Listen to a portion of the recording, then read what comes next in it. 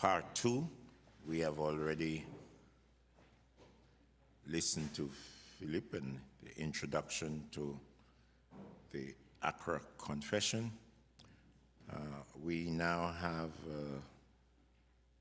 the session before our break at 6 to interrogate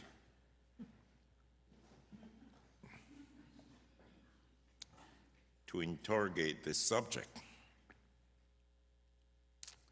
I'm sure we all listened to what Philip had to say, both what was truthful and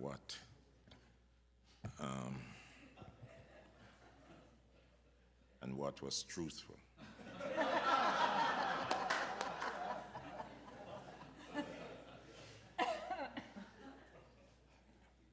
We have a diverse team, very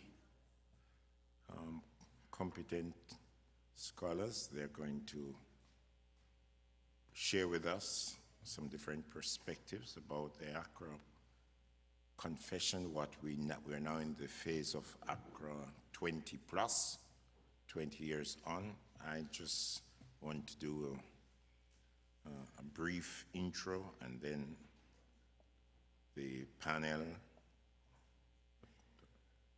panelists, Carmen, Dora, Sanya, and Colin, they will introduce themselves. But let me remind them that whatever amount of time they use to introduce themselves, it will still be part of the time allotted for them to speak to the subject matter. My duty is actually to ensure that we get the best out of them and to ask them very nicely. If they run over the time, I will just let them know it's time.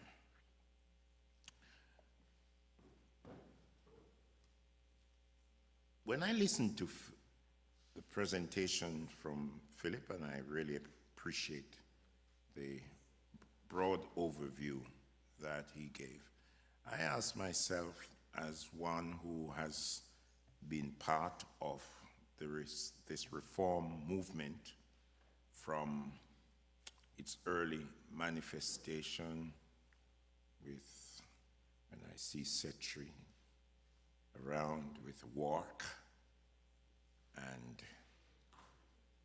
here we are with WCRC. We all know that we cannot speak about Accra Confession as if it started with Accra.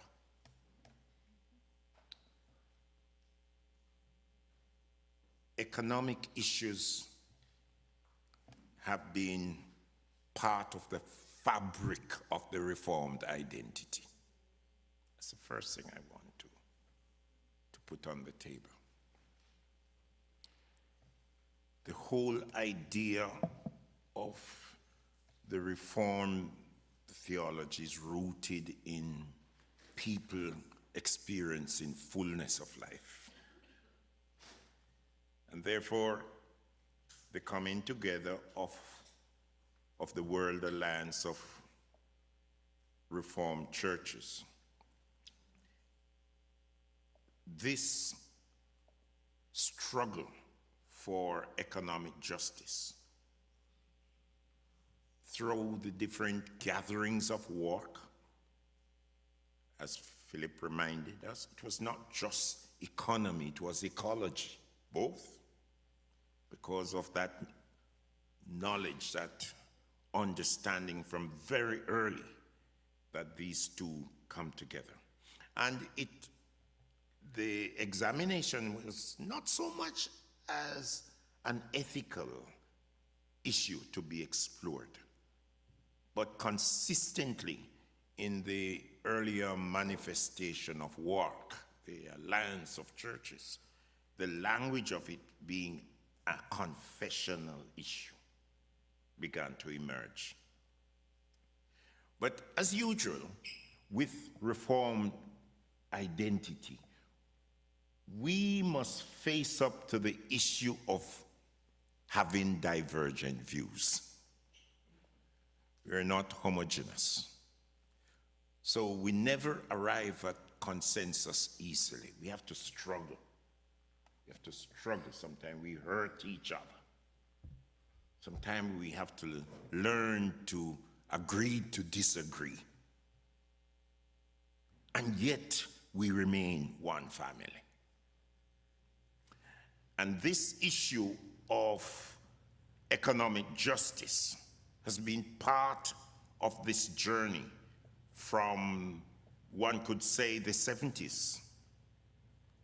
So I want to bring home that point. We talk about 20 plus, it's much more than that. When Accra came, it was like the fullness of time. But before that time, there was what you could call a perennial struggle within the reform identity of making economic justice central to the identity of the reform faith expression. So in the 1977 gathering, it was there. It took greater thrust in terms of the discussion within 83, if those who are old enough to remember justice, peace, and the integrity of creation discussion, for which work was very much a part of the push for understanding how the reform faith and economic justice must find its integrity. And I must not forget, since Cetra is here, the gathering in Debrecen in Hungary from 1997.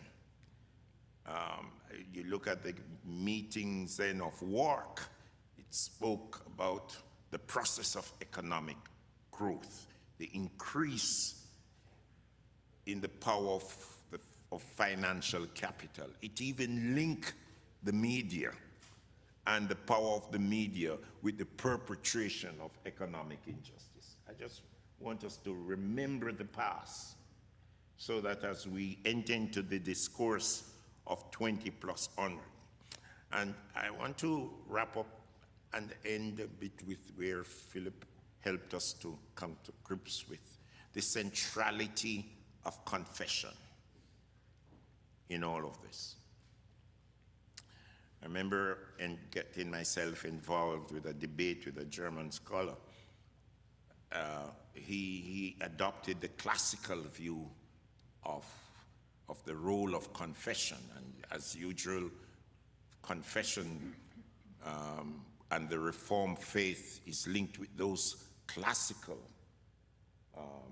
faith statements. And here we are being invited at Canuck to talk about Accra confession. A lot of the world church is they're giving attention now to Nicaea. For them, that is confession. You want to talk about confession, let's talk about Nicaea. The Reform identity always carry a rogueness about it. And that's what I love about the Reform identity. It decides, okay, you like faith and order as your issue of confession? We want to talk about faith that works. That works. And this issue of economic justice and how it either creates arrested development in people's lives or it liberates us to be what Christ wants us to be. So I make a quote from the work 22nd General Assembly in Seoul, 1989. I quote, "Any confession of status confession stems from the conviction that the integrity of the gospel is in danger." It is a call from error into truth.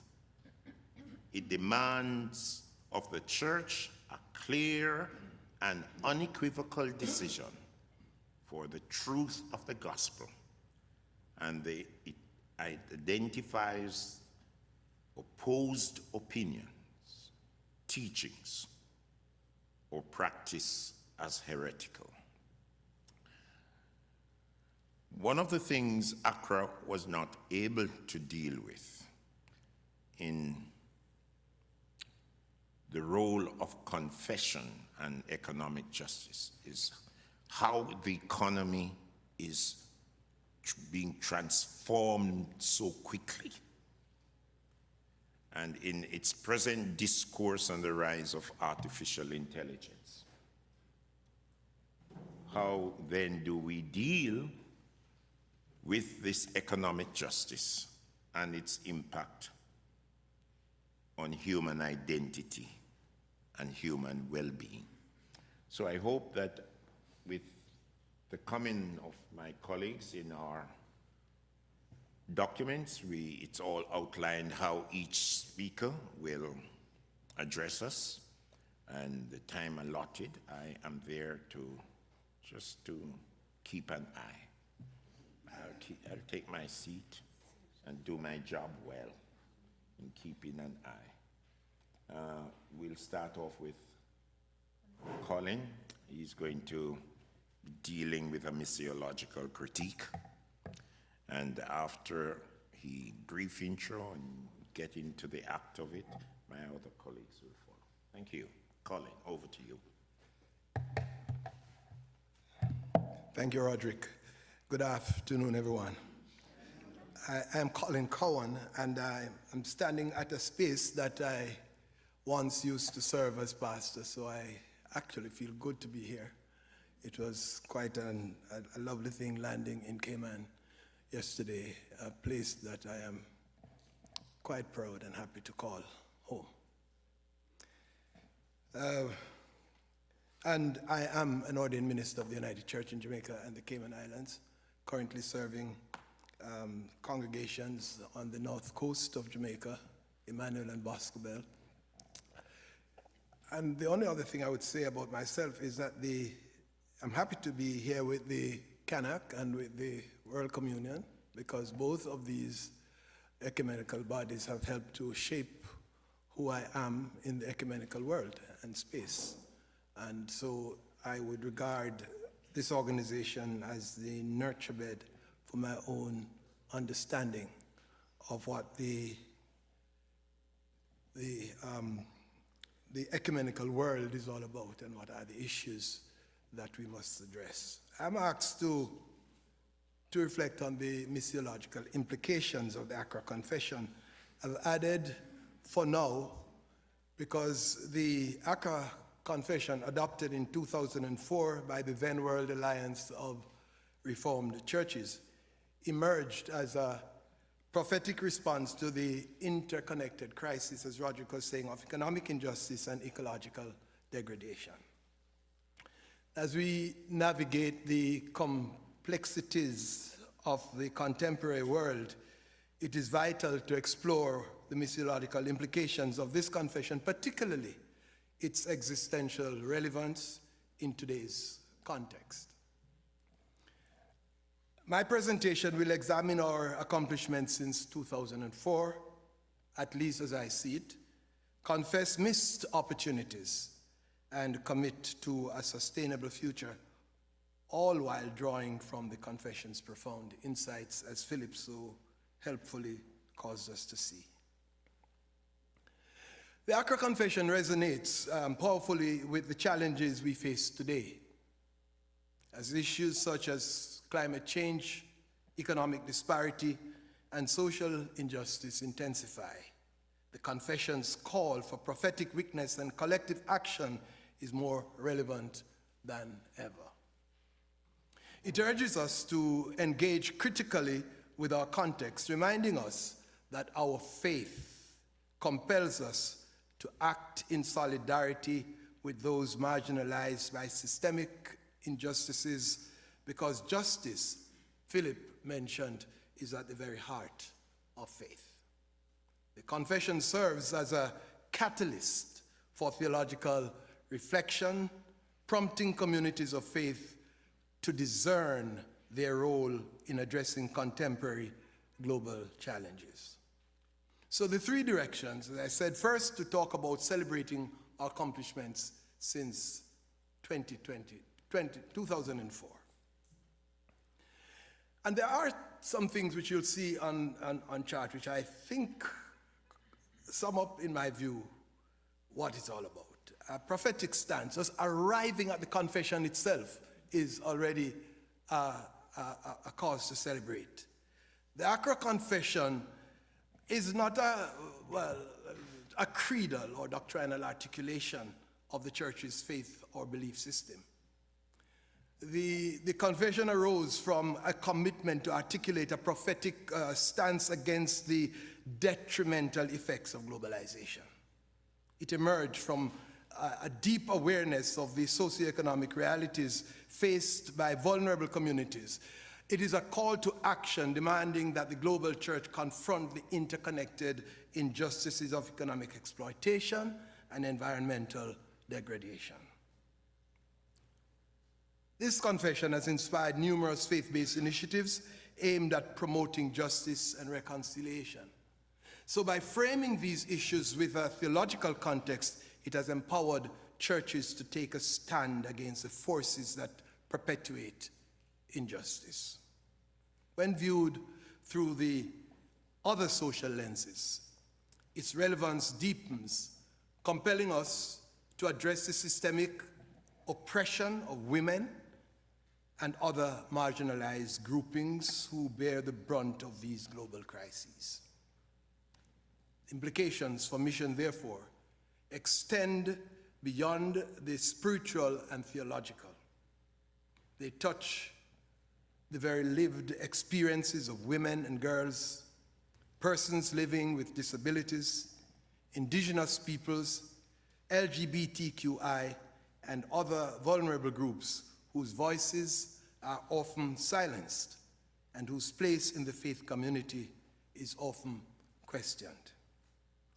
So that's the first accomplishment. Secondly, ecumenical articulation and engagement, what I call collaboration and solidarity. Since its adoption, the Accra Confession has fostered ecumenical collaboration and solidarity among diverse Christian communities. Numerous interfaith and ecumenical initiatives have sprung from its principles, creating space for dialogue and mutual support. Examples of these initiatives are, Philip already mentioned, NIFIA, the New International Financial and Economic Architecture, the ZACTAX, and the Legacies of Slavery Project. Churches and organizations have come together to advocate for economic justice, environmental sustainability, and human rights, embodying the spirit of the confession in some concrete action. Thirdly, the ongoing determination to keep the agenda of the Accra Confession alive is crucial for sustaining momentum in advocacy efforts. World Communion of Reformed Churches, the World Council of Churches, Council for World Mission, the Lutheran World Federation, and the World Methodist body, and various other regional bodies have been instrumental in promoting these themes and callings.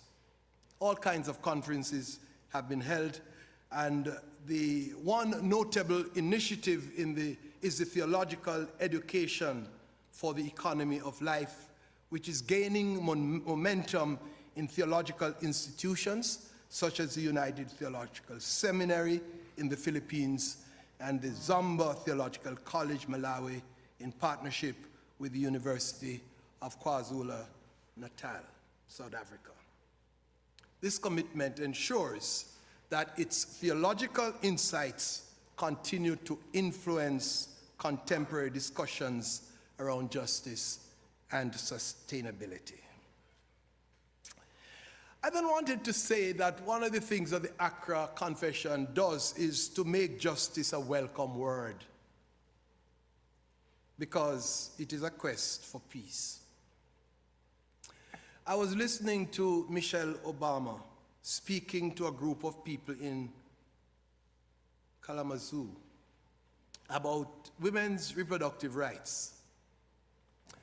As I listened to her, it struck me how personal and emotional she became at the moment as she addressed in intricate detail some of the situations and circumstances that women encounter on a daily basis. Situations and circumstances that could give rise to having the need to make such a choice.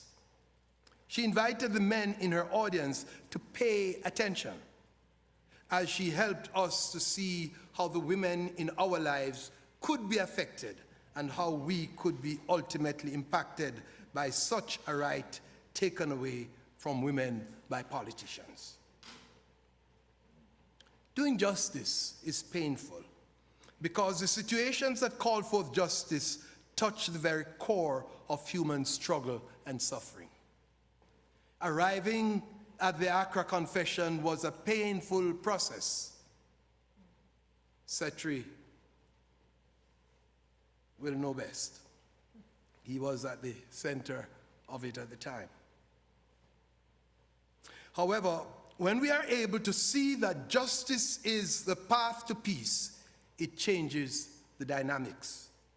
Peter Tosh says there is no peace without justice. Don't talk to me about justice if you are not willing to confront injustice. And the Accra Confession gave so many of us, the ecumenical movement, permission to make justice a welcome word. And for the Council for World Mission, we said, justice is at the very heart of faith. So, accomplishments, some things to celebrate over this period. I want to move quickly to confessing our missed opportunities.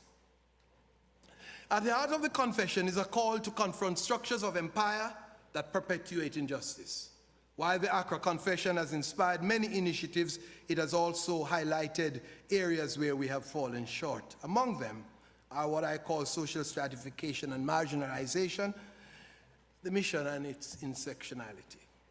From the perspective of the vulnerable and marginalized, mission cannot be complete without addressing gender-based violence, sexual and reproductive rights, indigenous people's rights, persons living with disabilities, and ways in which such social groupings are disproportionately affected by economic and climate crises. Migration, especially the situation that emerged from crisis in Haiti and Venezuela, and the highly contested discourse on this matter in the United States as the United States prepare for its election, is a cause for concern. You only have to listen to Donald Trump, and you'll understand that whole groups of people are disregarded, are considered to be nobodies, simply because they were not born in the United States of America.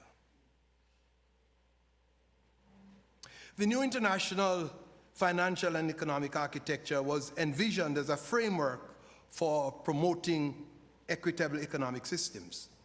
Despite its potential, NIFIA has struggled to gain traction.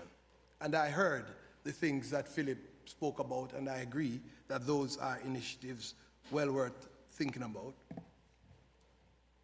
But I can't help but thinking that in many ways, NIFIA has been a good seed fallen among thorns.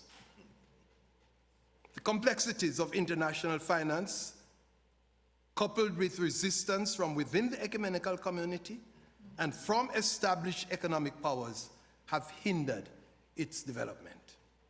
This serves as a reminder of the challenges faced when advocating for systemic change.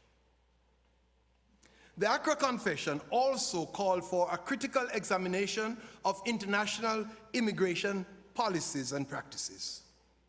While there has been recognition of the need for humane and just immigration practices, many ideas remain unimplemented. For example, CWM did call for an during my time, did call for an ecumenical consultation on international immigration policies and practices, but did not receive enough enthusiasm from the ecumenical community to enable it.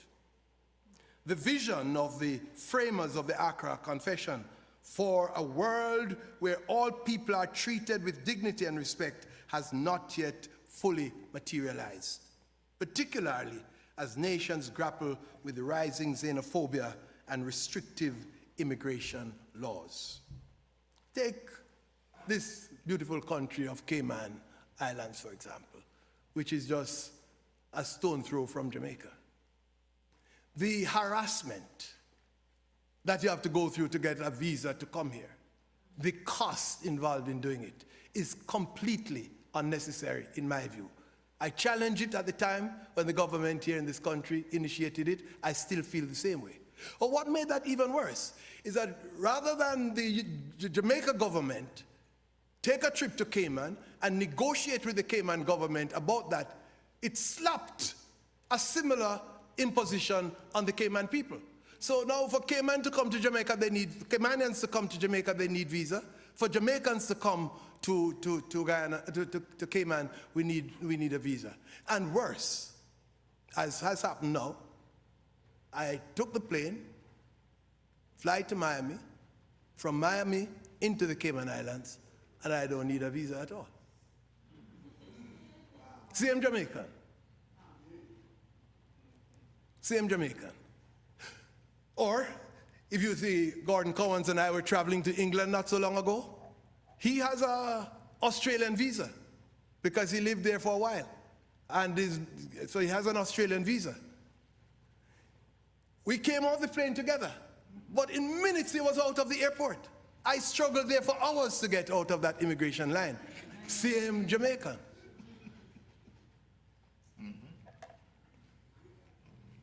So, if you ask me, I don't think any country need to impose any visa at all. We should be able to travel freely to every single country around the world so long as you have a bona fide passport from your country. But that's a point for conversation. But I see this as missed opportunity for the church to influence policies and uphold human rights. The Accra Confession's call for justice aligns closely with the United Nations Sustainable Development Goals. Zero hunger, good health and well-being, quality education for all, gender equality, clean water and sanitation, affordable clean energy, and the list goes on. However, active participation in these global initiatives has been lacking in some respects. Admittedly, many faith-based organizations have engaged with specific goals, yet opportunities for broader collaboration and points of common interest have been overlooked and or certainly not given enough attention. This disconnect suggests a need for greater alignment between the Confession's principles and the global sustainability agenda, and a demonstration that the church does not function as an exclusively private morality. Thirdly, committing ourselves to a sustainable future. I think this begins by talking about where Philip was, life-giving theologies. The path to a sustainable future begins with the affirmation and articulation of theologies that are life-giving.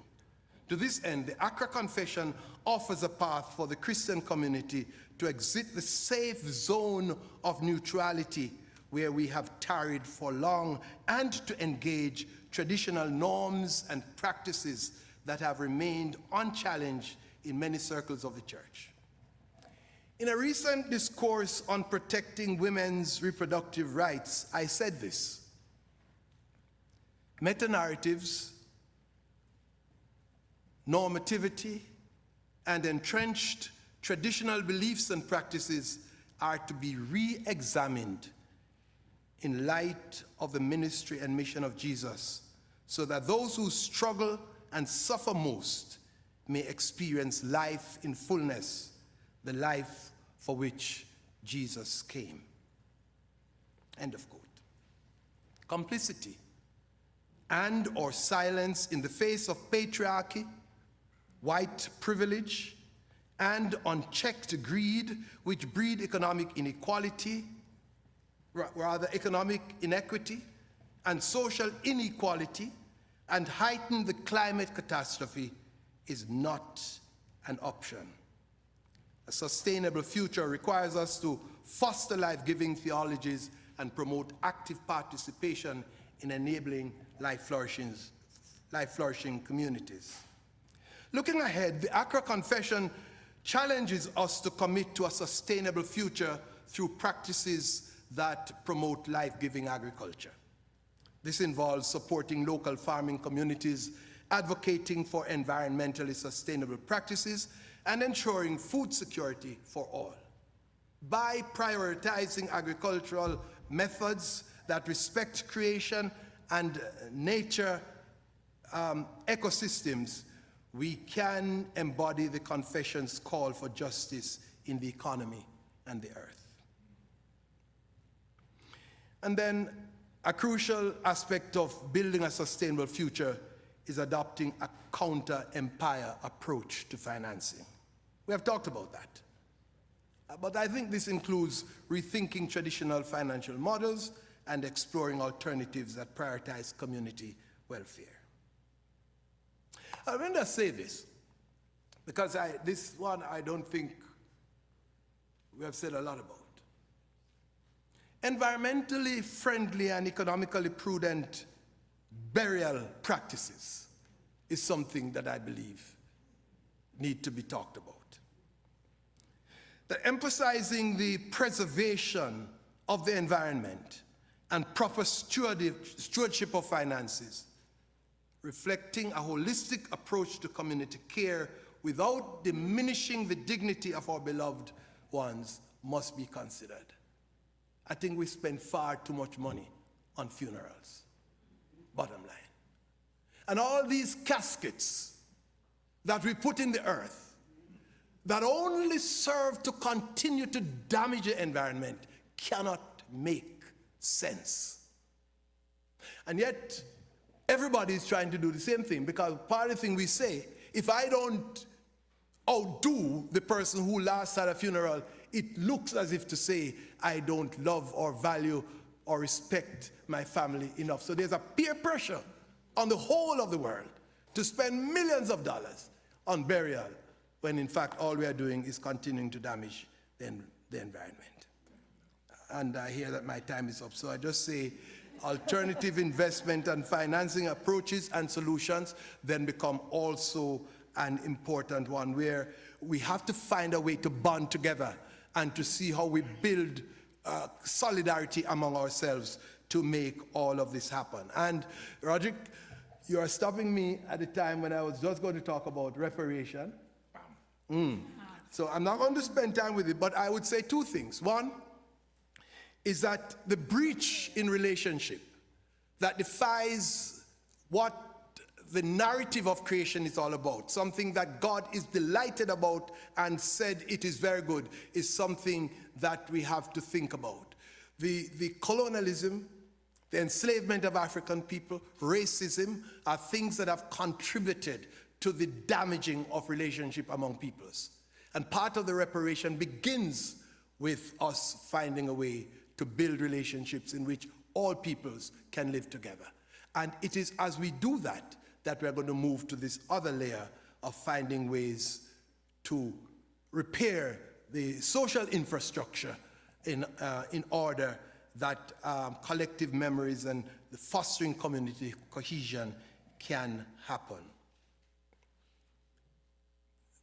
I just simply close by asking us to keep the momentum alive. We're to advocate for justice and sustainability. That has to be the path of all of us. And it takes you and me and all of us together to make it happen. If I had more time, I would play a little song, but we'll leave that for now, and maybe later we can get it. Thank you so much.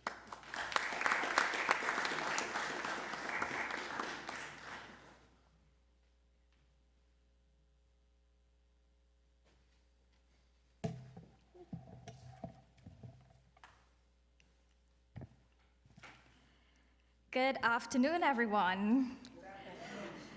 So I have to introduce myself. Of course. Reverend Sanya Bihari from the Presbyterian Church of Trinidad and Tobago.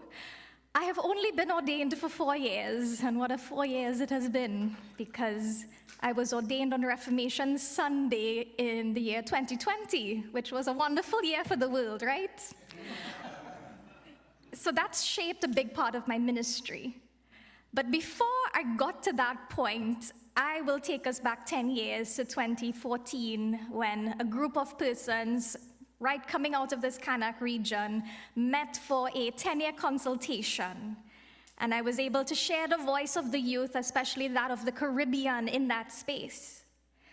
And so Philip figured I had something to say today, and has given me the task of thinking about the implications of the Accra Confession for youth.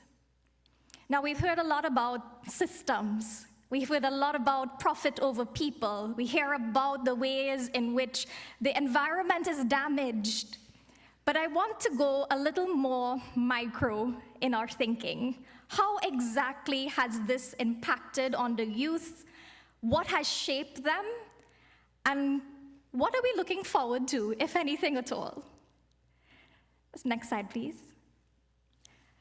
So today I'm looking at it in 3 parts because I'm a good Presbyterian. We want to look at our collective past. What are the things that have shaped the past of our current youth? We want to look at the current realities that our youth face today, and then we speak about hope for a future. So when we think about the collective past, we find a world that has been shaped by a lack of security and a lack of certainty. And so one of the first things that has defined the world of young people today is 9/11. We do not know a world where that has not happened. We do not know a world where that act of terror is one that shapes our understanding of travel. We do not know a world before there was that fear. We do not know a world before xenophobia then became something international. Youth grew up in a world of tsunamis and earthquakes that claimed hundreds of thousands of lives.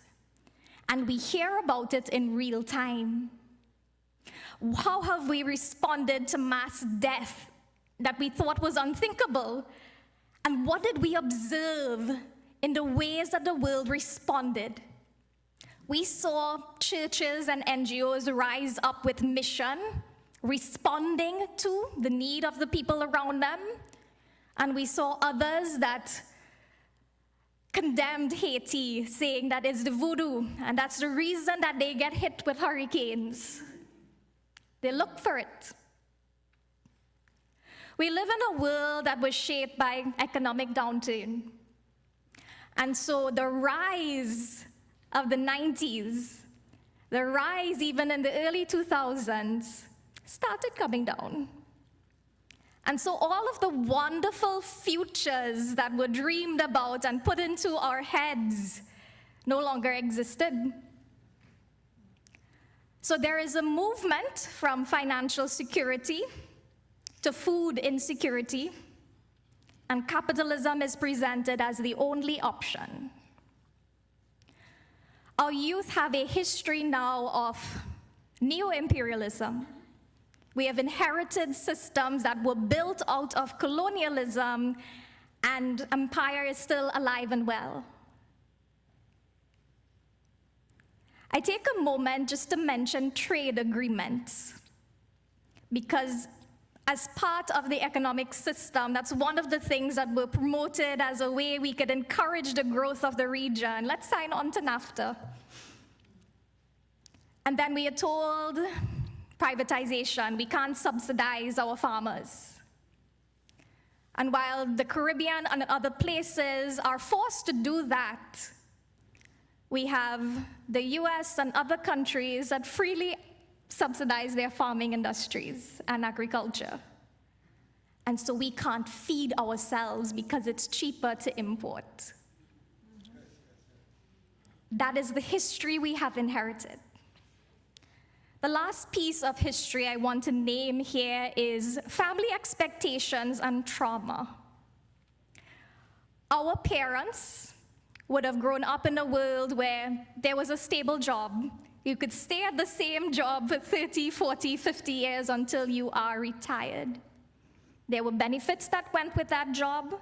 One income per household was enough to raise a family. There is that expectation then that is built into the children raised in that time to have stable jobs, to get married, to get a college degree. And something that we don't talk about is that we have normalized abuse.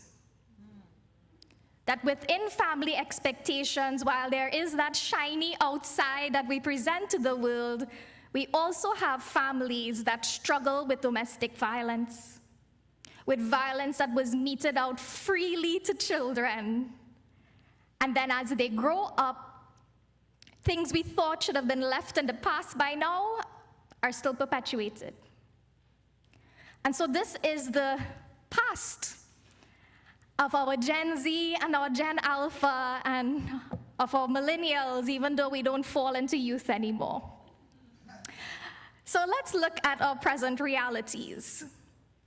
What have the things that we have condemned in the Accra Confession, what does that look like now? And so, of course, I must start with the COVID-19 pandemic.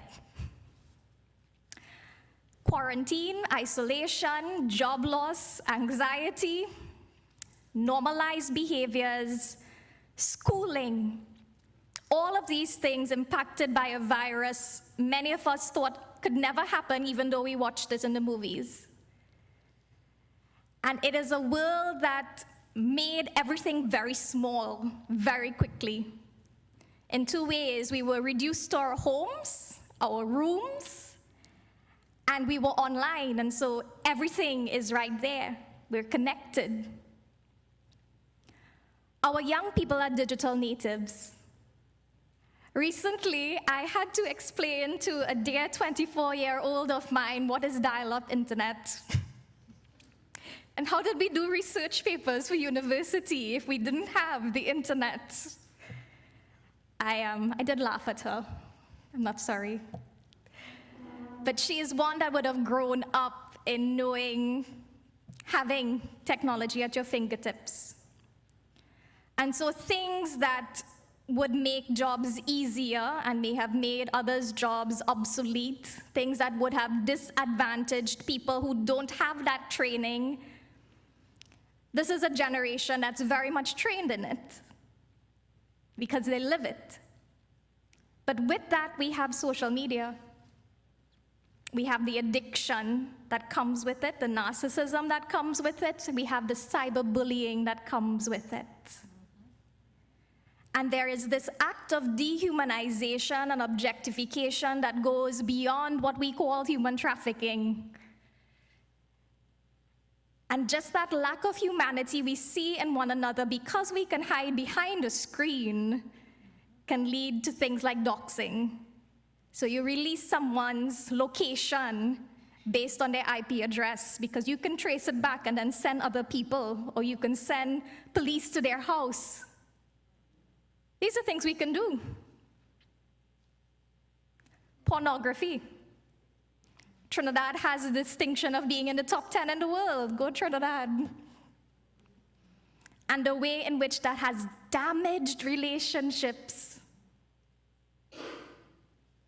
We live in a world today that is very small, and we've heard all of the ways in which globalization was upheld. And I remember my own university education where globalization is at the highest that we must strive toward.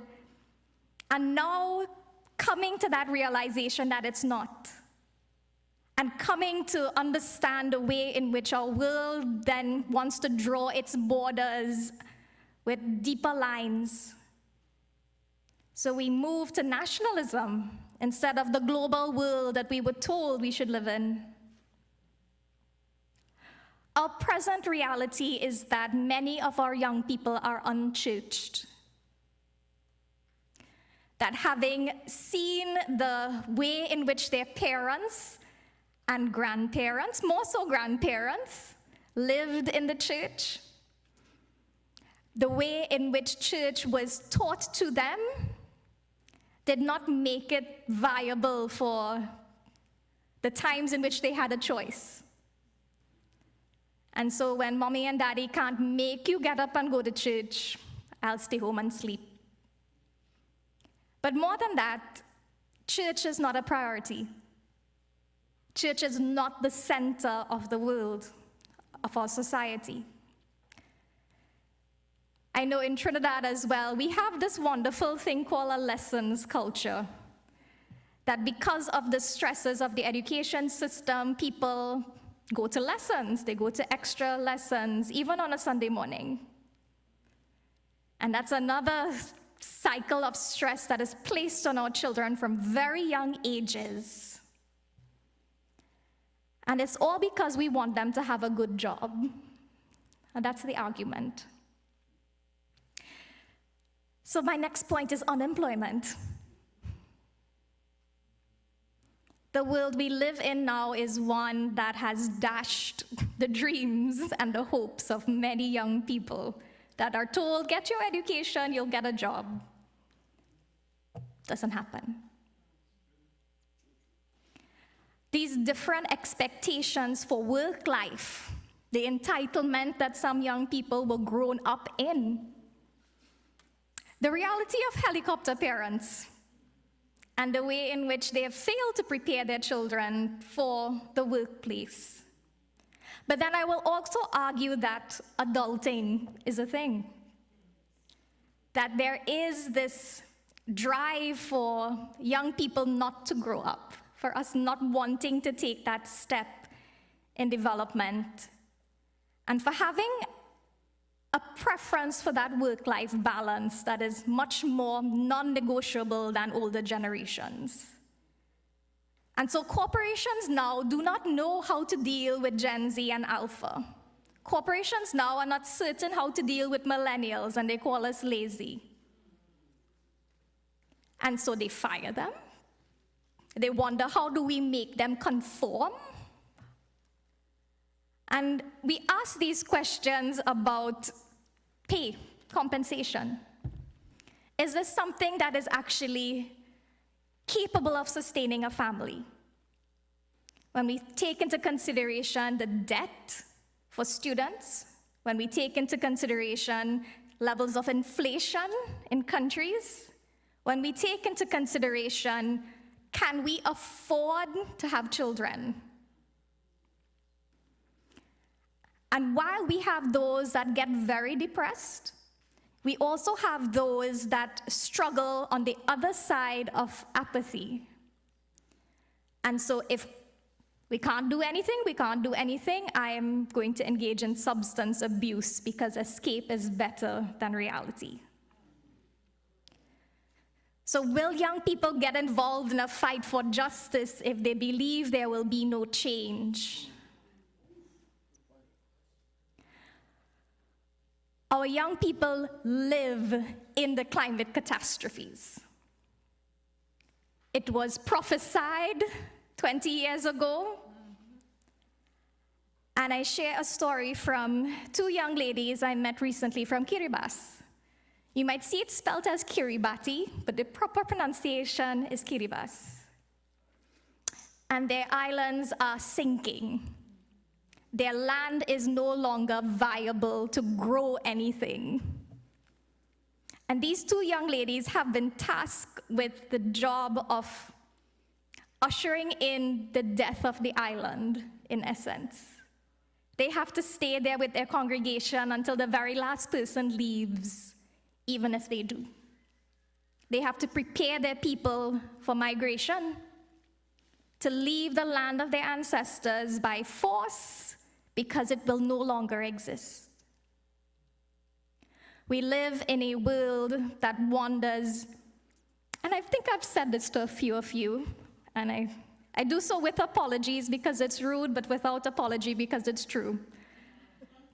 These are problems that have arisen over 20 to 40 years. Why didn't you do something? Why do we have to fix it? And there's a lot of anger. And you will see that in the activists of today. And we don't like anger, it makes us uncomfortable, but it's necessary.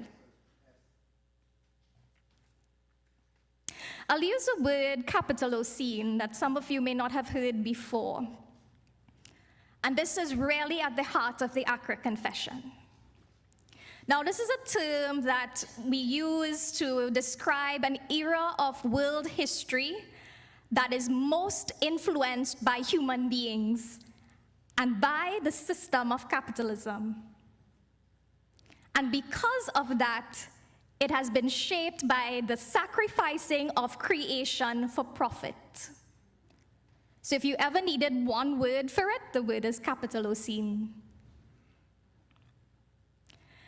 And when we think about the compulsory capitalism, when we think about who benefits in trade agreements, when we think about the system that protects corporations and not human beings, when we think about the system that supports and encourages consumerism instead of actually catering for needs. And we've spoken about AI, but I would specify the way in which algorithms work. The things that tell us what we think we might need, and then listens to us on our phones and shows us ads. And the times in which the company that we're shown is one that is around the world, it's cheaper, but at the expense of slave labor. And all of this is wrapped into that word, capital OC. We speak about violence. We face violence every day of our lives, whether it is streamed online, whether it is in our homes, whether we see it in our schools or our streets. And every year we mark the 16 years of violence, 16 days of violence.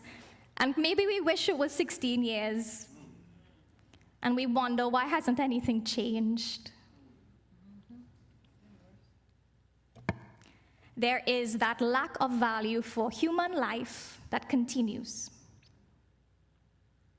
War and genocide.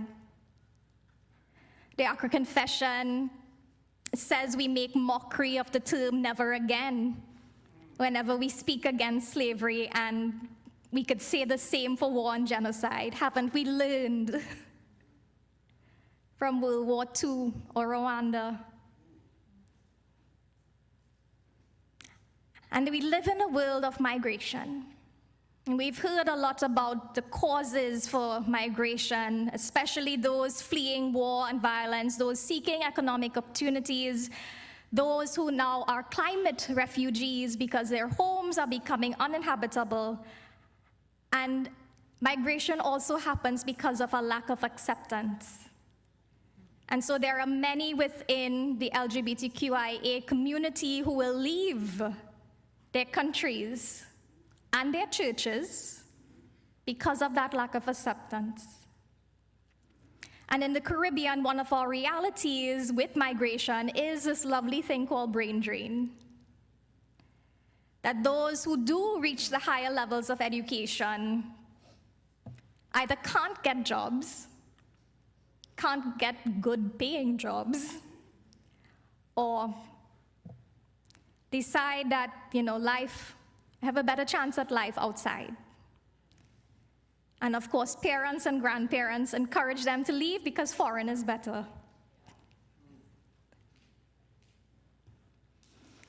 So having covered all of these things, the ways in which Accra could have impacted on our youth, have impacted on our youth, and the ways we wish they would have impacted on our youth, I will ask the question, is there hope for a future?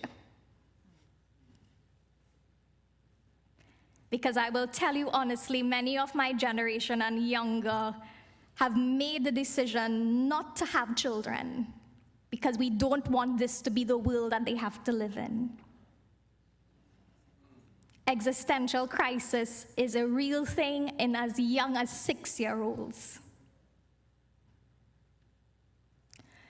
But we do have hope, and we are a church, and we are called to speak about hope, and so I have to ask the question. And my next slide, please. This is my call, that we move away from child sacrifice into being good ancestors. And I frame it as child sacrifice because that is what we are doing. We may not be throwing them into a volcano, but you know what? You have sacrificed them on the altar of greed, on the idolatry that we have towards this capitalist system. How can we then be good ancestors? How can we change the narrative? How can we do more than that? And this is one of my favorite scriptures, is coming out of Proverbs. Guard your heart, because everything else flows from it. Because yes, we can transform systems. Yes, we can transform the strategic planning of our churches, but if hearts are not transformed, it is worth nothing. And so one of the ways in which I call us to experience that transformation is in thinking about being a good ancestor. I can't pronounce the writer's name. I do apologize. But his name is Roman Krzznaric. And the way he writes is one that pushes especially long-term thinking over short-term. Because capitalism is about what you can get immediately and what's the highest amount you can wring out of people. And when we are told to slow down, we are called inefficient. How can we be a people that then see the world not just what we have to live with, but what our children and grandchildren will inherit? How can we move away from that individualistic thinking that has been celebrated because we want to be ambitious, we want to be rich, we want to be prosperous, but it is at the expense of our communities? So it is a call for us to have communal thinking and community at the heart of our decision making. It cannot benefit the few. And the last thing I want to share with you is this lovely phrase called an economy of care. And truly, this is where hope lies. This is where we are told that there's a different way we can think about the way we operate with each other. Think about it. We start with the word care. Think about the birth of a child and the care that's involved with this infant. Has to be nursed, has to be cared for health-wise, has to be cared for hygiene-wise, has to be educated, has to be clothed, has to be sheltered, basic human needs. And then beyond that, because care is not just bare necessity. When we care about someone or something, we go beyond that. And so we think about the fact that in a care world, it is usually women involved in it. Women are the ones that do the mass majority of caring for our elderly and our children. And this is where the concept comes out of. If instead of focusing on catering to the wants of the few, we're able instead to focus on the caring for the needs of all, how different would that make our operation in this world? So friends, I encourage you, let's create this economy of care so that there will be hope for this future. Thank you.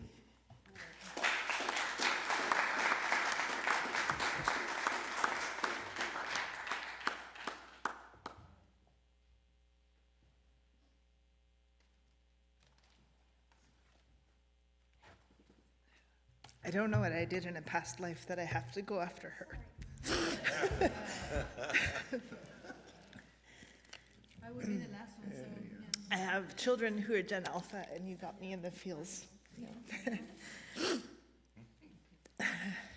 Friends, you know, I'm Carmen Lansdowne, moderator of the United Church of Canada. And I had the opportunity to introduce myself last night. I've been asked to speak to you this afternoon, and I'm sorry I don't have slides, so thanks for putting our church crest up there.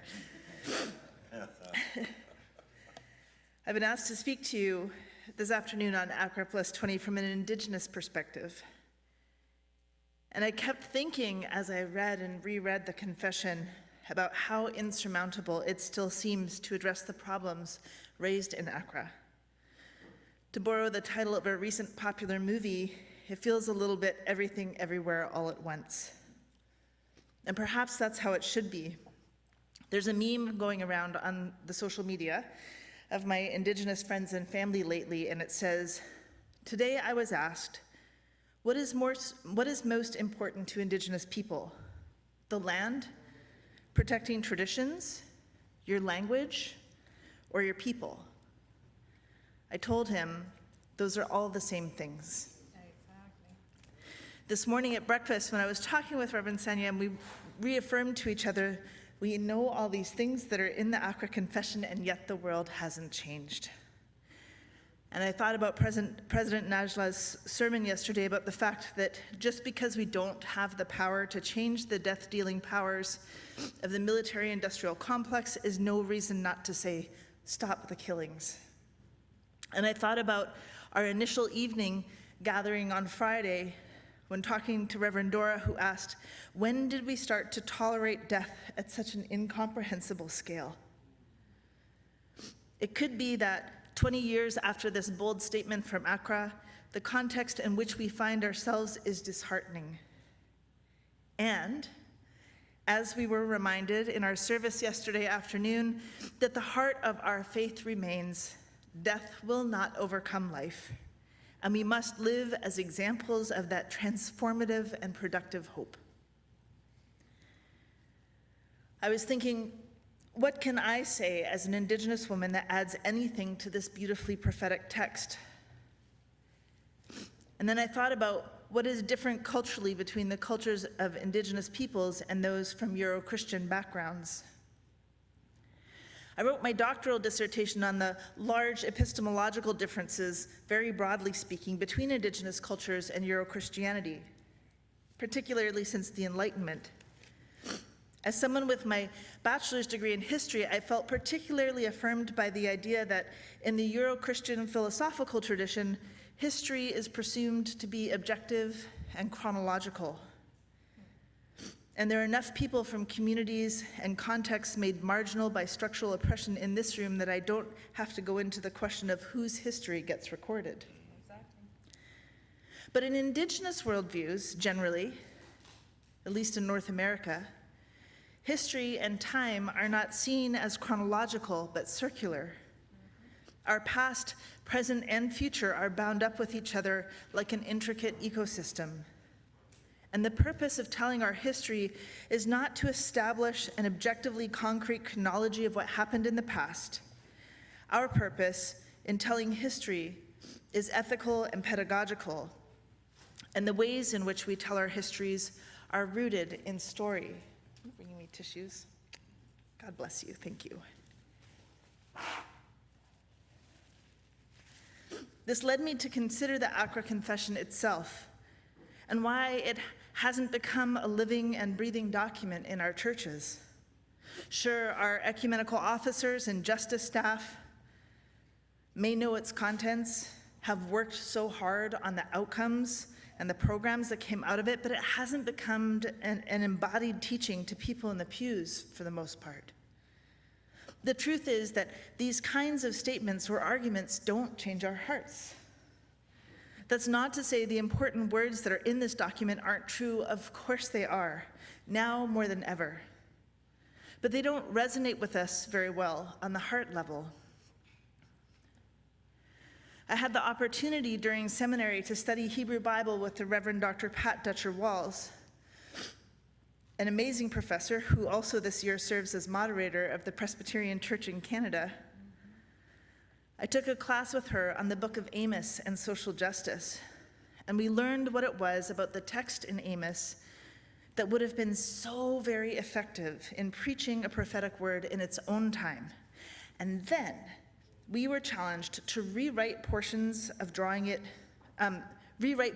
it, drawing on our own time and picking a contemporary social justice issue. I chose structural adjustment policies and their impacts on Bangladesh, as one does. Yeah, you can laugh, that was a joke. And in thinking about this like storytelling and prophetic witness, I wanted to share with you a portion of what I wrote rewriting chapter 7 of the book of Amos way back in 2005, which was almost 20 years ago. And so this is almost as old as Accra. It's my Accra. Your Accra. And I have not read it for a long time, but I have memories of being at central committee meetings of the World Council of Churches and reading it to my African bishop brothers who would pound the table and say, yes, yes, yes. So, hear this word that I take up over you in lamentation, O house of the West. Collapsed, no more to function are your markets. Capital stayed in frozen accounts with no one to invest for your profit. For thus says the Lord God, the company that invested $1 billion shall have 10,000 left, and that which invested $1 million shall have 100 left. For thus says the Lord God to the house of the West, seek me and live, but do not seek interest payments and do not enter into free trade agreements or require structural adjustment policies. For transnational corporations shall surely go bankrupt, and international financial institutions shall default. Seek the Lord and live, or he will break out against the house of Bush like a fire, and it will devour Washington with no one to quench it. Ah, you that turn justice into tax write-offs and shred integrity into empty words, the one who made the oil reserves and uranium and turns the earth on its axis around the sun, who pushes the currents of the ocean and leads the streams and rivers down to the sea, the Lord is his name. Who makes destruction flash out against the strong, so that the strongholds of the elite are no longer. They hate the ones who call for accountability, and they abhor the one who exposes their deceptions.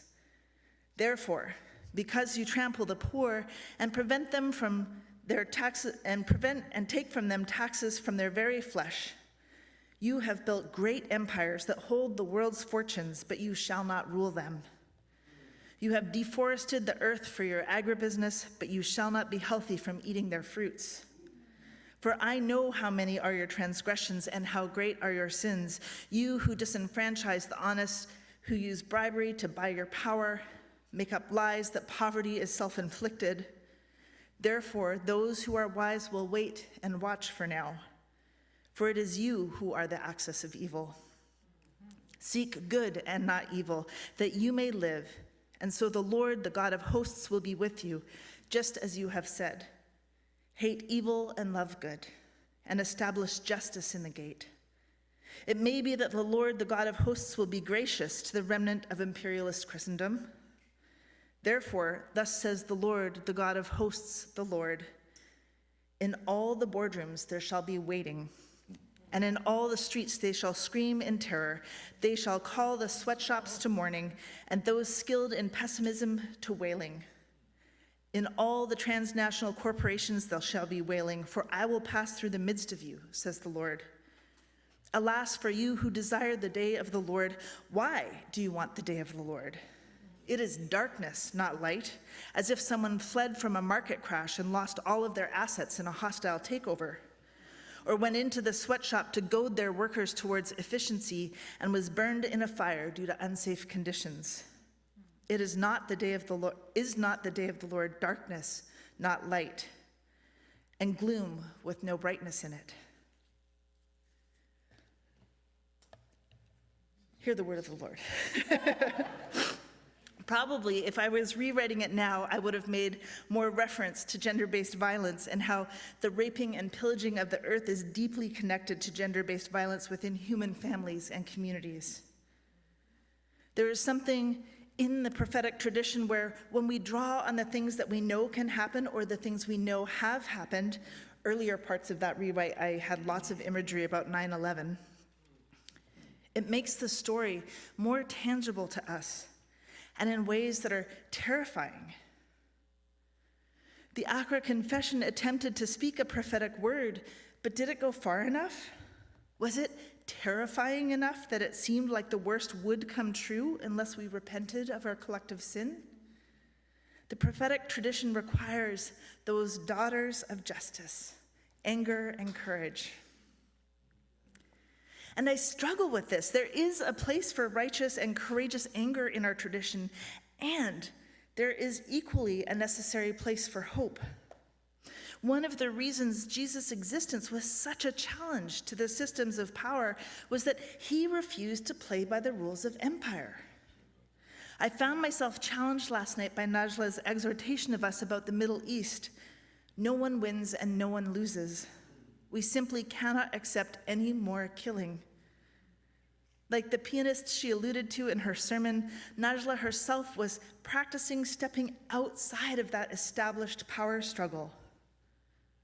We are called to have a preferential option for the oppressed, and our prophetic tradition, at least in my denomination, would have us preach in righteous anger and solidarity with our Palestinian siblings.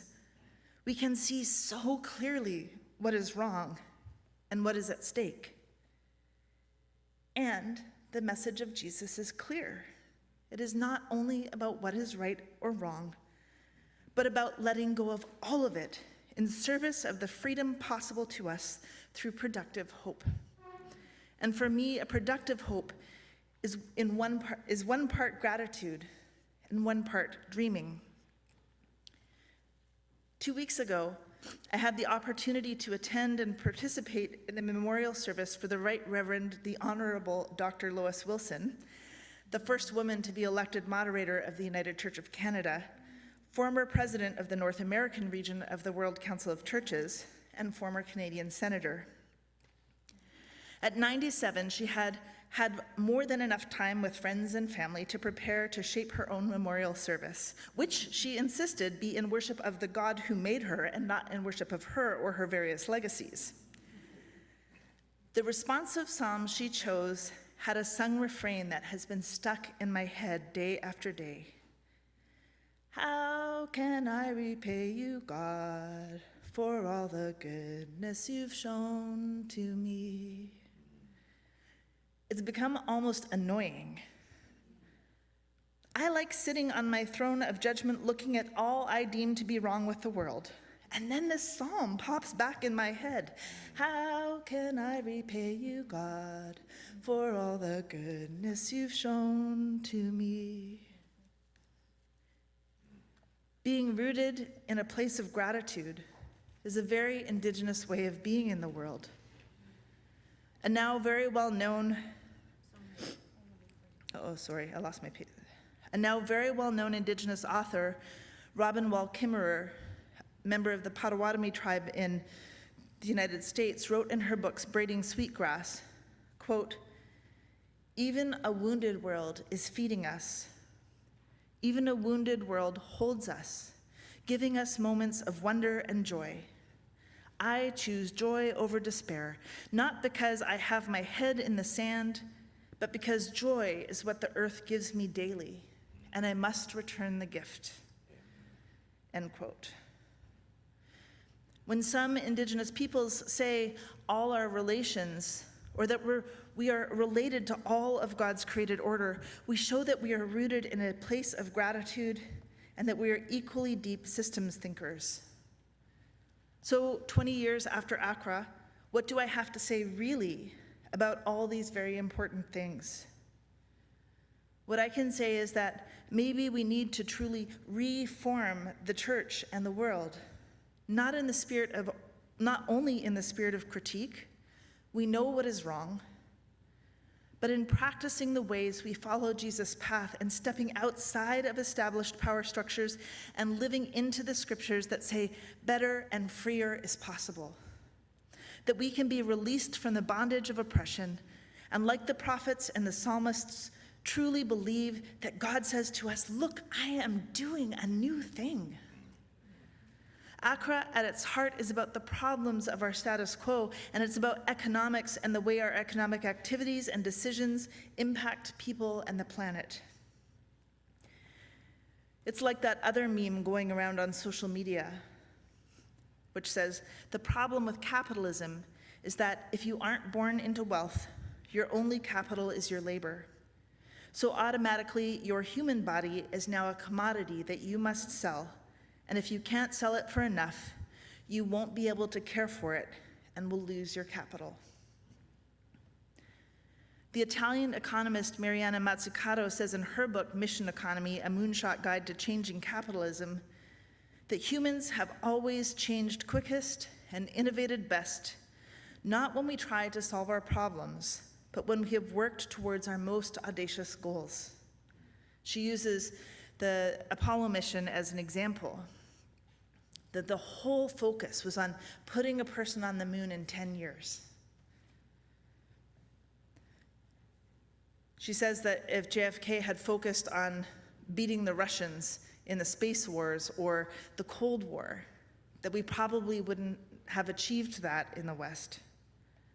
When we have a goal that inspires us, we can dream of all the possibilities instead of working towards solving a problem that already prescribes our minds to be constrained to thinking inside the box of the status quo.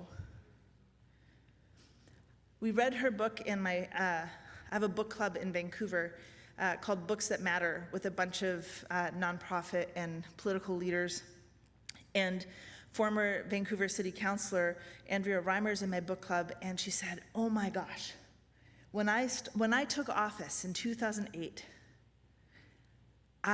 we had two goals. We wanted to solve homelessness, and we wanted to become one of the greenest cities in the world. And we worked equally hard at both. But when we dreamed of becoming the greenest city, we came up with all of these innovative solutions, and we put ourselves on the map, and we started to change public policy through what we were doing in Vancouver. And our homelessness problem that we were trying to solve got worse. So what if, in addition to our confessions and our righteous and courageous anger, we also set some audacious goals to bring about God's kingdom for the world that God loves? Robin Wall Kimmerer said, oh, I already read you that quote. Never mind.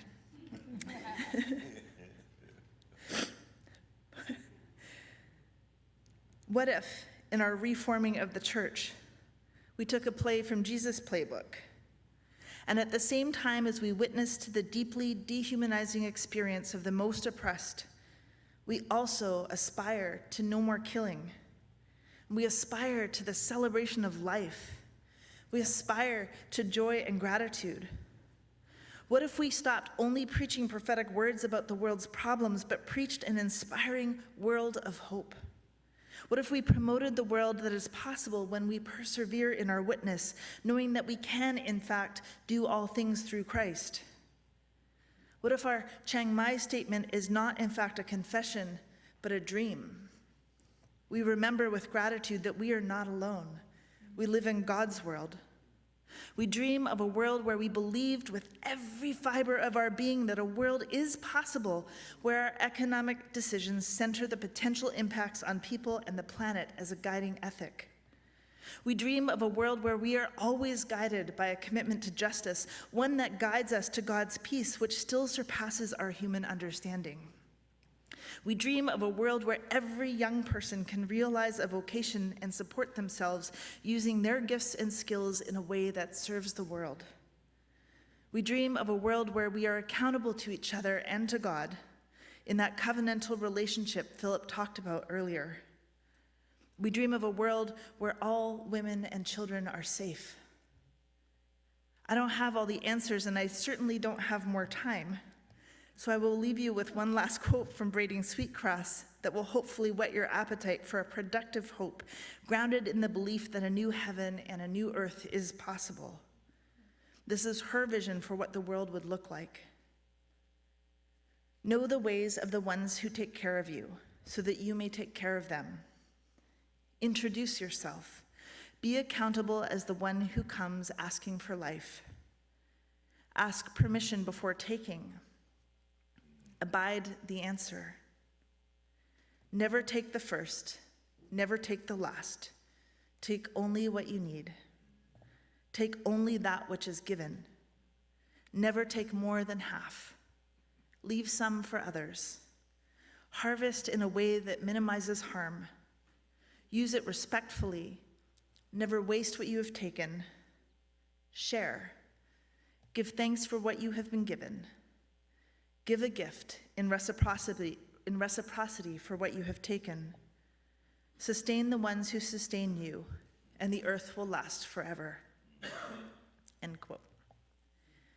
What if, church, what if we dreamed that to build on our Accra Confession, that the next reformed statement was an affirmation of the good, an affirmation of life, an affirmation of all that makes possible the ability for both people and the planet to flourish, an affirmation of an economy of care.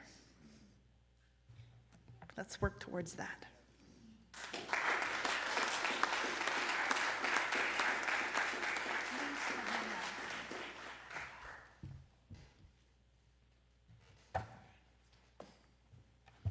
The Bible says that the last one will be the first one, so. Oh, I have to introduce myself. My name is Dora. I am a pastor of the Presbyterian Reformed Church in Cuba, and I'm here to reflect on the Accra Confession from the perspective of gender. I'm one of those who has strong gender feelings. So, in August of 2005, just 1 year after Accra, a group of women from different parts of the world met in Jamaica, I'm quoting of the final document, to engage the Accra Confession from the perspective of many women, grounded in a context of worship and theological reflection. We have affirmed and critically reflected on the Accra Confession. In this same final statement, we also said that although it's undeniable that the confession affirms fullness of life for women, and I'm starting quoting again the document, the confession has gaps in that affirmation. Speaking from those perspectives, we have these critiques. The generalized language of inclusivity of the Accra Confession is so broad that women are rendered invisible. The power imbalances in gender relations and the patriarchal and racist structures that justify, support, and worsen the depth of the crisis for women are absent in the Accra Confession. There are issues crucial to women that are not addressed, such as migration, legislations which affects women, and underemployment. Further, the definition of work as being solely productive fails to include or appreciate the reproductive work of women. The lack of acknowledgement of the economic and political effects of multinational conglomerates, which have undermined the authority of nation states. This is a quote from the document Women and the Accra Confession, Covenanting for Life, in August 20 to 25, 2005 in Jamaica. Likewise, the 10th anniversary celebration of Accra saw this theme re-emerge, particularly in the global consultation held in Hanover in 2014. It was present in some of the presentations and in the contribution made by representatives of the regional bodies from their own context. In the final document of this event, in the section that answered the question, what is missing, we read the following.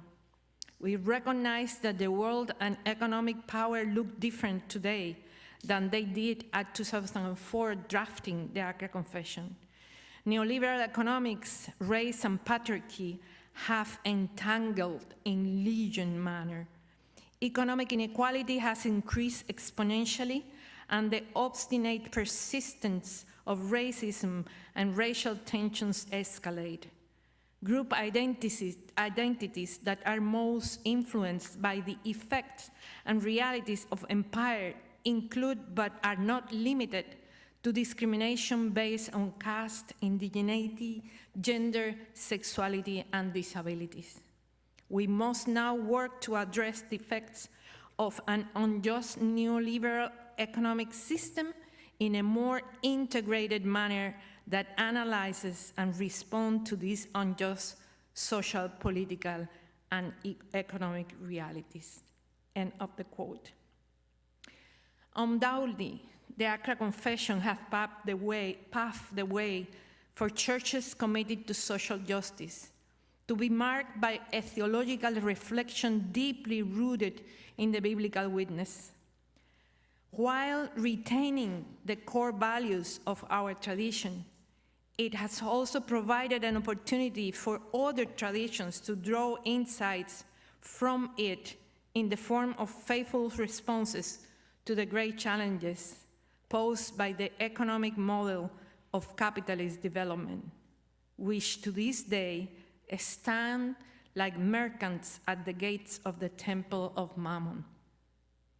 Again, I'm going to quote from the final document of the 10th anniversary. One of the most important gains since the Accra Confession was adopted has been the document itself, a confession that arose out of the cries and struggles of the Global South, resonating with those who suffer in all parts of the world, and a strengthening knowledge of North-South dynamics.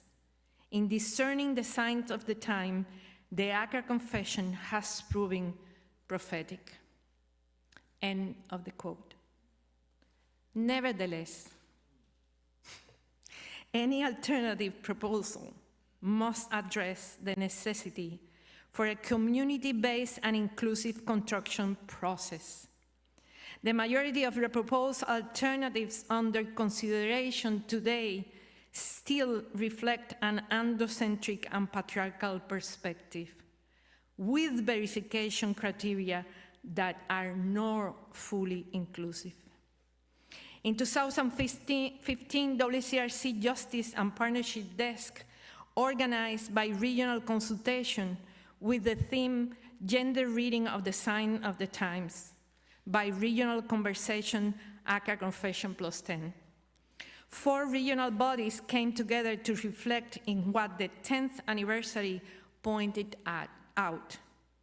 ACRC, the region of Africa, NIAC, the region of Asia, met in Ghana, and IPRAL, which is the regional in Latin America, and CANAC met in Cuba. Both meetings reinforced the need of moving forward within WCRC family to achieve some of the goals we have been agreed at the United General Council, including the issue around women ordination and the equal representation to the General Council. A quote from the final document from the consultation in Ghana follows: work at amending policies and constitutional provisions that impede the full participation of all, for instance, in the area of women and ordination, so that men, women, youth, and children are not only represented, but have a voice. Enhance the network between the member churches, regions, and the international communion, and support their work, as well as ensure fair representation in the same for all delegations. And then in Matanzas, we said, we are called to a mission of justice that requires from us public and political action. We are called to denounce the unjust systems and to work toward justice and equity. to articulate new models of relationships, and to sojourn with the people for and toward peace. In that walking with the people, we are expected to denounce the way mass media continues to create images that encourage discrimination and the commodification of people. This requires a church leadership that is committed to our Reformed faith and mission and to those projects through local, national, and regional acting. End of the quote. I personally witnessed the effort WCRC made toward the General Council in Leipzig in 2017, in which we struggled with member churches for the equal representation. Also, we approved the Declaration of Faith of Women Ordinations. Those big steps were the logical results of these conversations, consultations, especially the exercise to listen the voices of women around the world. Nevertheless, there is much more to do. The Accra Confession did not adequately address the need for an intersectional approach to understanding and addressing contemporary injustices. This approach should recognize that today's injustices manifest in different forms and expressions, and most importantly, that they feed each other. Patriarchal normativity is the underlying ideology that supports all development models and economic and financial designs. In fact, it is responsible for the depredation of both nature and the essence of our humanity. If there is a common thread that runs through all the models that have been developed over centuries, is the hegemonic patriarchal ideology. This has also resulted in a number of inequalities, including those based on gender, as well as many others that could be enlightened. While there have been some positive developments in this area, including the emergence of the few alternatives proposed by social movements, there is still need for a more serious and dignified approach to address this issue.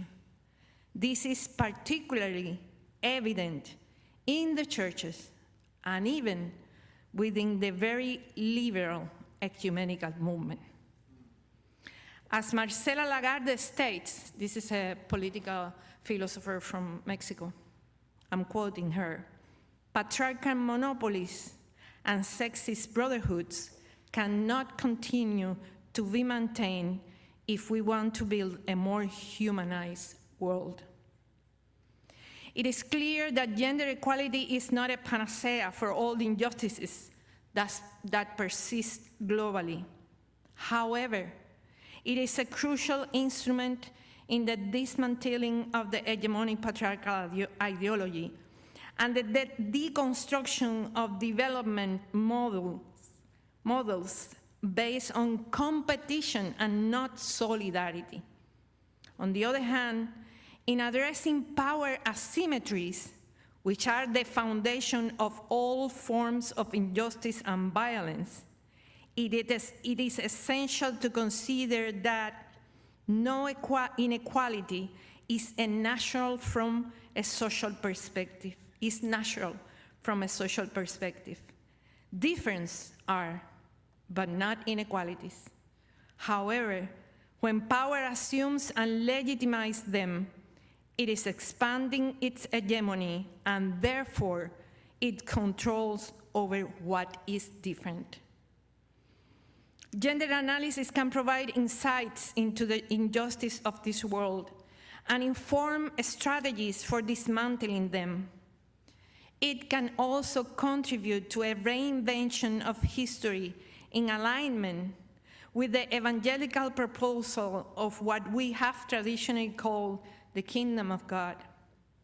Jesus will have likely used that and excuse me, Nashla, because I'm not good in Hebrew, but Malhut Hashamayim, by the way, it's a feminine term that denotates a more egalitarian, liberating, and empowering form of leadership.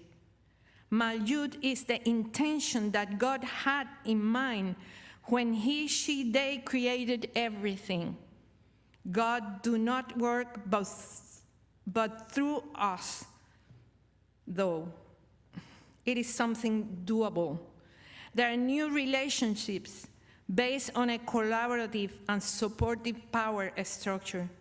This power is not exerted over others or over nature, but rather in partnership with them.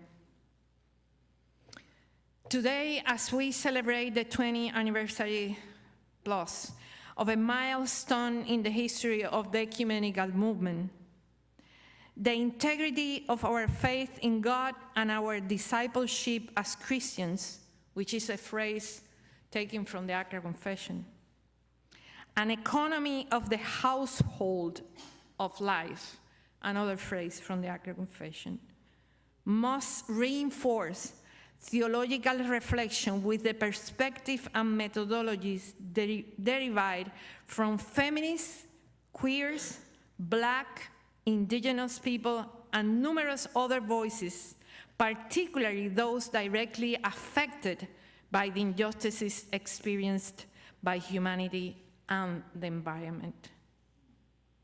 In closing, I will offer a brief exhortation, as any good pastor would. We must adjust our sails and chart our course to navigate in deeper, rougher, and potentially more dangerous waters, though more consistent with the evangelical mandate to seek justice. The one that which Mary proclaimed in her Magnificat, which throw the plans of the proud and overthrown the powerful from their thrones in order to exalt the humble, to shower with good things the great hunger multitudes, and to send away empty-handed those who accumulate vast wealth in a convulsive and exhausted world which groans in labor pains and urgently awaits the arrival of the good news of new heaven and new earth. Thank you.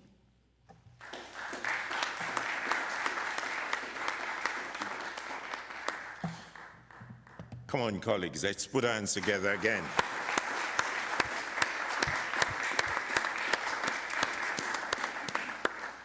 This was like a marathon, but like a, being Jamaican, we like to see good races, So for me, this was like I was at the National Stadium watching athletes running. And you notice how I had good athletes. I didn't even say anything. Yeah. I just allowed them to get on. And if there was any room for me to harass, I took it out on Colin. And but I thoroughly enjoyed the discourse and from the different perspectives. Colin started off hitting home, challenging us about this, the prophetic stand of Accra, and how it propelled the community into a wider ecumenical engagement, and how we have this challenge of keeping this Accra Confession alive. 2004, here's Setri with us. And for those of us who were at Accra, I tell you, I remember vividly the tensions. And it was almost on the brink of failure, whether or not we would have had all agreeing, our northern colleagues, some of them just could not see some of the things that were passionately coming from the Church of the Global South. But in the midst of all of that, God's Spirit allowed that diverse family to say yes together. And you know, sisters and brothers, you would not have thought 4 years after that prophetic stand of Accra, we had the global economic crash in 2008. After that, we heard so many people saying, what is it that you people saw that we were not able to see? By 2008, Accra was on the lips of even theologians who did not believe in it.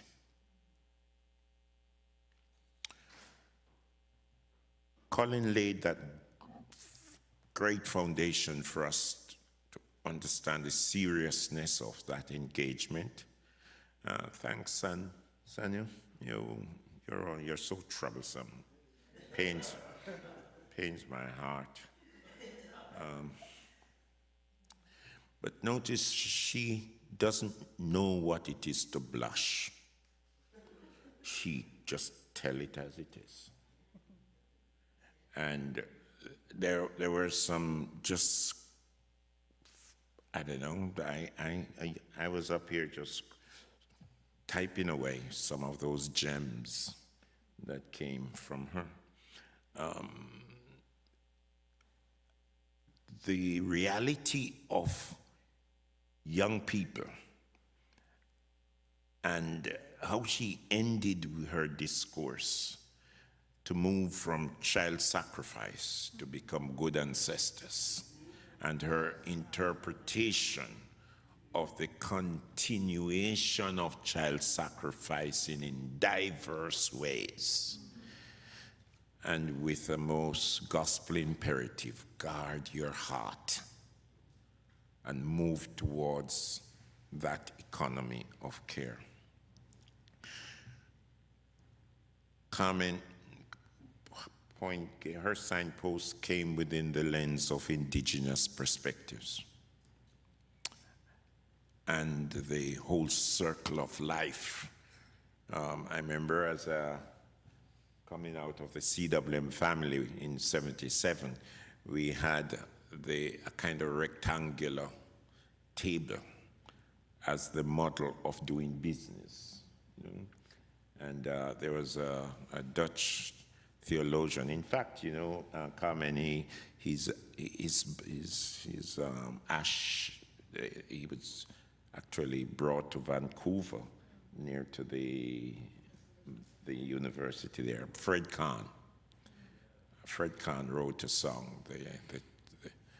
The church is like a table, a table that is round, you know. And just to hit home that point you made about the circular nature of life, and the way is in which we need to be rooted in a more relational approach to life. The key word I wrote down, dreaming of a new world built on reciprocity. Amen. Yeah. Thanks, Dora. You can always depend on Dora. She just hit you whether or not you want to be hit. You're going to be hit anyway. That's Dora reminding us that if we actually want the justice that we speak so passionately about in this world, we better embrace an economy of the household of life, an economy where new relationships are built on this partnership of the community of women and men. And notice they have all finished before we got to 5:40. And we will not go 1 second beyond 6. And it doesn't make sense. Any of you seek to pray, it will not change. So I just want you to not to waste your evangelical commitment to prayer, because I will not go beyond So if you have any urgent questions, and the emphasis is on urgent. I was told earlier on how silence is a gospel imperative. So if you don't have that question to ask, then I love you. But it is right there, the microphone. Line up and just hit anyone you want to, whether a burning question, clarification, commentary, but be brief, or else I'll stop you. Japheth Ndlovu from the United Church of Canada. Thank you very much to all of you. Very, very, very big thank you. As I sat to listen to each one of you 20 years later after Accra, I missed Accra. Setri knows the story. We just had preterm babies, twins.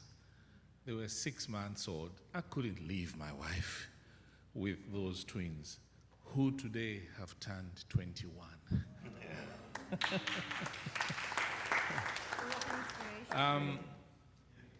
As an ecumenist, one thing as I get older that is worrying me most is the process in ecumenism we call reception. The process on how the things we talk about come down to the small Christian community and eventually have impact on transformation of life and living. Accra, 20 years later, I go to Zambia, my birth country. I go in a village where my grandmother used to go to church.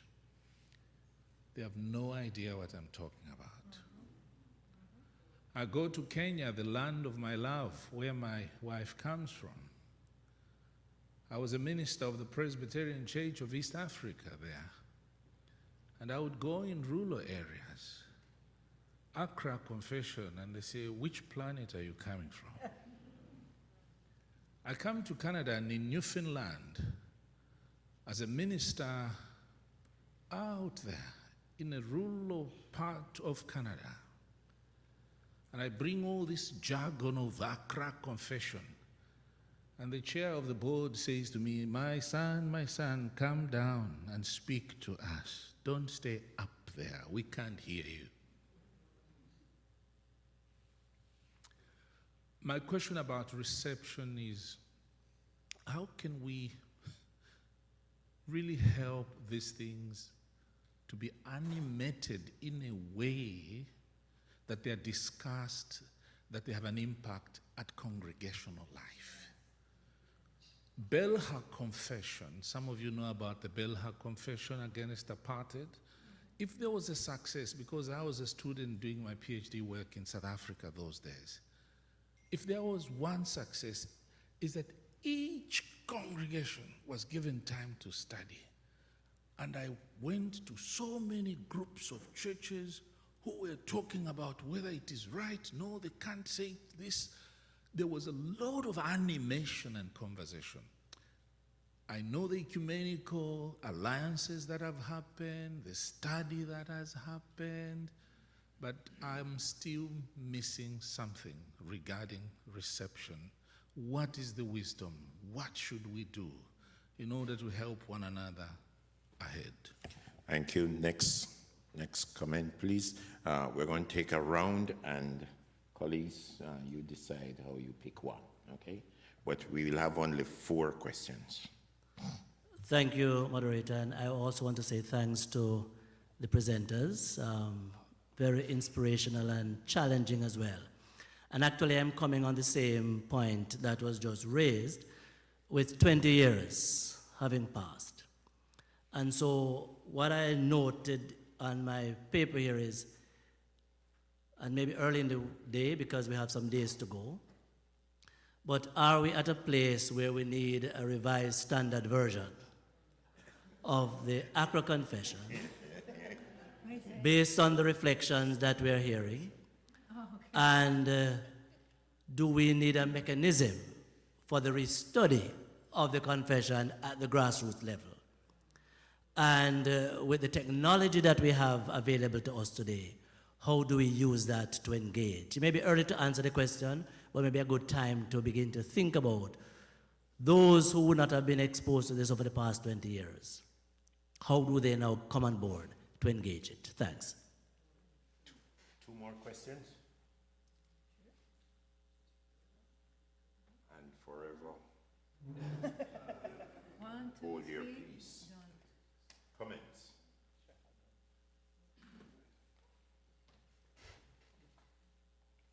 The reason why I shared the excerpt from my book of Amos that I rewrote for Pat Dutcher Walls was because I think it's not facts and figures that change our hearts, it's stories. And I think that's why the book of, like, if I had time, I would have read you the whole thing. But there's all kinds of imagery about, like, what will happen if, like, for 3 transgressions and for 4, I will not revoke the punishment. And there's all kinds of imagery in the early chapters of, like, planes crashing into the Twin Towers and things that were real to us that we knew had happened, framed as a consequence. And that's from that, you know, righteous and courageous anger perspective. And you know, it's not only telling stories, but how we tell our stories, right? You know, Japhet, that I have been working in the Regenerate program with a cohort of 30 paid accountable ministry personnel from across our church. And we've been talking about communication, but also the delivery of our proclamation. One of the most consistent pieces of feedback I've had that really is, you know, I feel flattered and also disturbed by across our church is, and I don't know if I told you this, but I've told other people here, gosh, moderator, it's so good to hear somebody preach as if they believed every word. So I'm grateful. I am perceived as an effective preacher, especially given my current office. And I think, my dear colleagues, what are you doing from the pulpit? That you're not transforming hearts. You know, and so one of the things I did in Regenerate was I took our Song of Faith. So in 2006, the United Church of Canada established a new expression of our theological beliefs called a Song of Faith. And it's like 17 pages, I think, in the form of a poem. And I read it to this cohort as if it was a poem and not a statement. And their eyes lit up and they said, moderator, we could use that in worship. And I said, yes, that's what it was intended for. They studied it as a document in school, but until I read it to them like a poem, it didn't touch their hearts. And I think that we have to find ways, and we do have all of the tools of technology now to create video resources or interactive websites or all kinds of things that actually break things down into our, like, 2 minutes max that we have for attention spans. Maybe it's a series of YouTube shorts, I don't know. But it's the stories that we tell, and they're important. You know, my cousin started an AI, a human-controlled AI firm that studies, does communication insights at the depth of focus groups, but the scale of polling. And they did a study with the Democratic National Convention about how can Republicans tolerate how much Donald Trump lies? Because the fact that he lies, 16 times a minute or something is like a proven fact at this point. And what they found was that they know he lies through his teeth, but he tells their truth with a capital T, which is the system's not working for poor white people in America, in the United States. And when those poor white people in the United States are telling their story and they're repeating these lies, and then Democrats come at them and throw facts and figures about what they're saying is not true, it just reinforces that the system's not working for them. Right? So we have to find it, because he's touching their hearts even as he's absolutely exacerbating the current circumstance that they find so oppressive. And we have to find a way to stop fighting with data and start touching and transforming hearts. And I think that's what our people in our pews are looking for from us.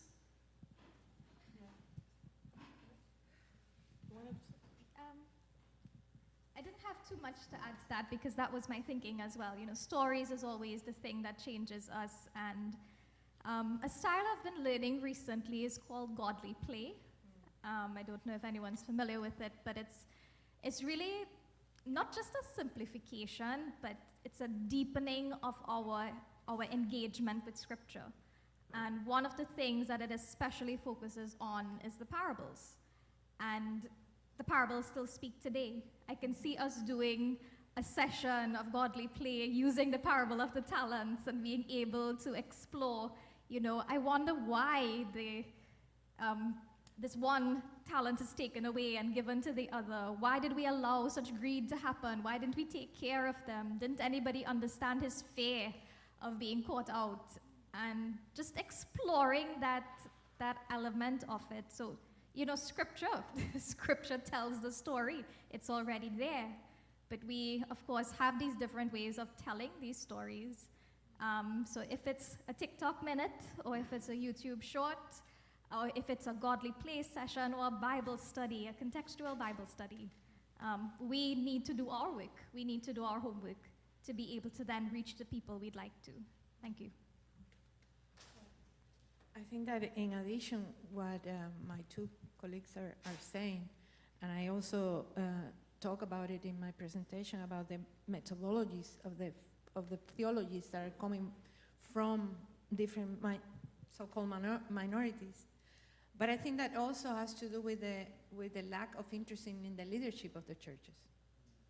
And I said that in my own experience. When I came back to Cuba, one of the first things that I said to the synod, here is the Accra Confession, and now we have the Confession of Belhar in our book of confession.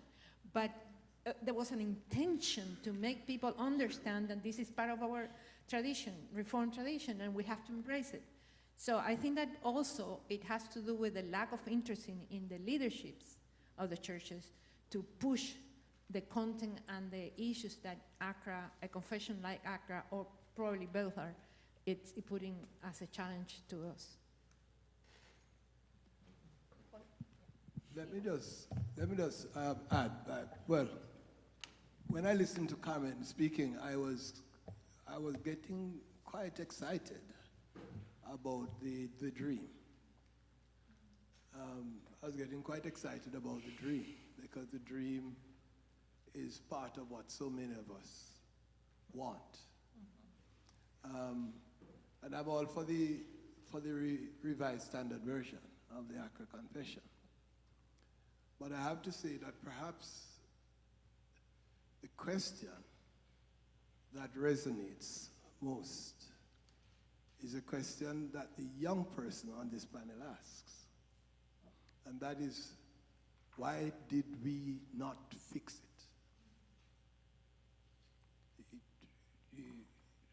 See, the truth be spoken, it is not that a lot of us don't understand what the callings are and what is required to create the change that is necessary. I think that there's still a lot of resistance to the confession. There's a lot of unwillingness to move from where we are standing. There's a lot of hesitation to change the power dynamics as they are. And it is not only the empire out there that is affecting the Accra Confession, is that it is happening among us. The first thing, we have to be honest with ourselves, that a lot of the problems with where we are today is our own unwillingness. So the question, therefore, of building relationship, which I think resonates from each of the presentation, a relationship in which all of us who have been tarnished by a hostile history, the way all of us coming to a place of understanding that there's work to be done in building quality relationship in which we don't always have to agree on every single point, but that we have a common understanding of what is required to create community in which all of us find a place. It seems to me that that is the heart of the issue. Thank you, Colin. Friends, I just want to, in wrapping up, make the point too that the Accra Confession may not have reached the local congregation in the 20 years in terms of programmatic expression in any significant ways, but globally it has had significant impact.